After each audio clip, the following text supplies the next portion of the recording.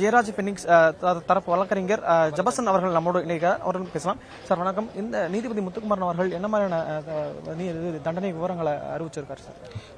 அதாவது A1 ஸ்ரீதர்லேருந்து ஆரம்பித்து A9 வரைக்கும் உள்ள குற்றவாளிகள் மீது சிபிஐ கிட்டத்தட்ட 2500 பக்கத்தில் குற்றப்பத்திரிகை தாக்கல் செய்தது.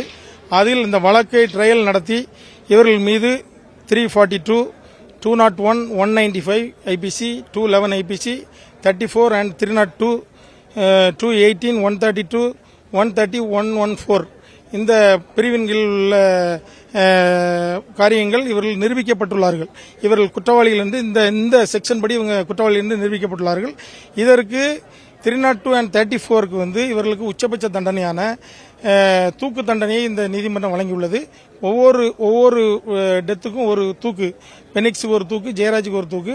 எனவே டபுள் கவுண்ட் தூக்கு தண்டனை, மரணம் இவர்களுக்கு நிகழும் வரை நிறைவேற்ற வேண்டும் என்று சொல்லியிருக்காங்க. இதுபோக மிகவும் அரிதான வழக்காக இது இருப்பதனால் அவருடைய குடும்பத்தினர், அவருடைய தாயாருக்கு இவர்கள் நஷ்டஈடு கொடுக்க வேண்டும் என்று அறிவித்துள்ளார்கள். இதில் A1 ஸ்ரீதர் 24,10,000 ரூபாய் வழங்க வேண்டும் என்றும், A2 பாலகிருஷ்ணன்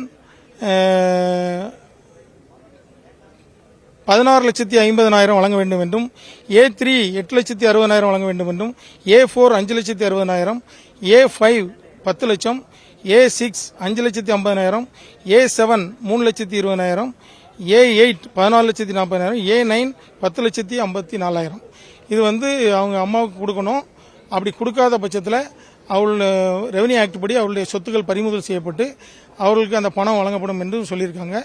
இந்த தண்டனை உயர் நீதிமன்றத்திற்கு சென்றவுடன் வெகு சீக்கிரத்தில் இவர்களுக்கான தூக்கு தண்டனை நிறைவேற்றப்படும் என்றும் சொன்னார்கள்.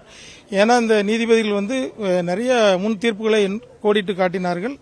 இவர்கள் எந்த அதாவது ஒரு இன்னோசென்டான ஒரு வியாபாரிகள் வெறுமனே நேரம் கூட வைத்தது ஒரு காரணத்திற்காக நீங்கள் அழைத்து சென்றீர்கள். இவர் கையில் எந்த ஆயுதங்களும் இவர்களுக்கு இல்லை. இவர்கள் நிராயுத பாணியாக காவல் நிலையத்திற்கு வந்துள்ளார்கள். ஆனால் அவர்களை நீங்கள் முரட்டுத்தனமாக தாக்கியுள்ளீர்கள். அவர்களை தாக்கினதனால் அவர்கள் இறந்துள்ளார்கள். இவர்களை மட்டும் உயர் நீதிமன்றம் நேரில் கண்காணிக்காவிட்டால் இவர்களை அடக்கம் செய்யும் முன்னாலே இந்த வழக்கும் அடக்கம் செய்யப்பட்டிருக்கும் என்று குறிப்பிட்டார்கள்.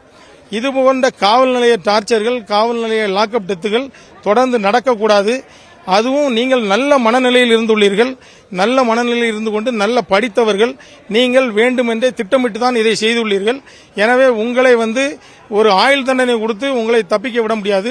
நீங்கள் ஆயுள் தண்டனை என்றால் 14 வருடம் தான், நாம் வெளியே விடலாம் என்று கூறுகிறீர்கள். அது இல்லை. உங்களுக்கு மரண தண்டனை இந்த நீதிமன்றம் வழங்குகிறது. இதன் மூலமாக இனி வருங்காலங்களில் தமிழகம் மட்டுமல்ல இந்தியா முழுவதிலும் காவல் நிலைய டார்ச்சர்கள் குறைய வேண்டும், காவல் நிலையத்தில் டெத்துகள் குறைய வேண்டும். நிறைய விஷயங்களை அவங்க சொன்னாங்க. வேலையை பயிரை மேய்வது போல் உள்ளதுன்னு 2 நேரம் சொன்னாங்க. ஏனென்றால் நீங்கள் மக்களின் காவலன் என்று சொல்கிறீர்கள். ஆனால் மக்களை, ஒரு அப்புராணியான ஒரு மக்களை அடித்து கொலை செய்கிறீர்கள். புட்டத்தில் காயம் அவர்களால் ஏற்பட்டது என்று சொல்லியிருக்கின்றீர்கள். ஆனால் உங்கள் காவல் நிலையத்தில் இதற்கு முன்னால் 2 பேர் இதே கோயில்பட்டி சிறையில் அடைக்கப்பட்டிருக்கின்றார்கள். அவர்களுக்கும் இதே புட்டத்தில் தான் காயம் உள்ளது. அவர்களுக்கு எப்படி புட்டத்தில் காயம் ஏற்பட்டது? எனவே நீதிபதி முத்துக்குமரனுடைய தீர்ப்பு உண்மையிலே இந்த நாள் பொன்னெழுத்துக்களால் பொறிக்கப்பட வேண்டிய நாள். அவருடைய பெயர் இந்த நீதிமன்றத்திலே என்றும் அது பெயர் சொல்லும்படி இருக்கும். இந்த வழக்கு அவ்வளவு முக்கியமான வழக்கு. நன்றி.